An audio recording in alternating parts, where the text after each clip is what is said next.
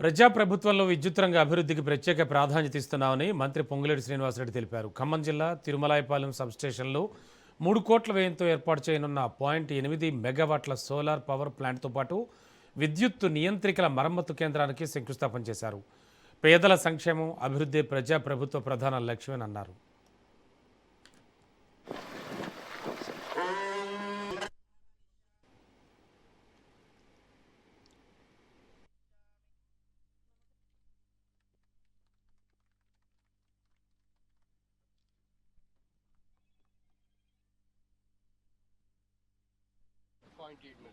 కార్యక్రమంలో పాల్పంచుకున్నందుకు మనస్ఫూర్తిగా వారందరికీ నమస్కారం తెలుపుతూ,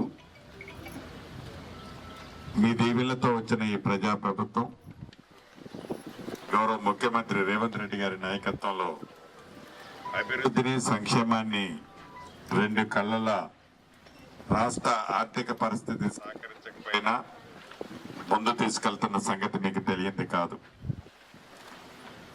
దాంట్లో భాగంగా ఒకప్పుడు కరెంట్ అంటే ఎప్పుడు వస్తుందో ఎప్పుడు పోతుందో, అసలు వస్తుందా రాదా, రాత్రుల పూట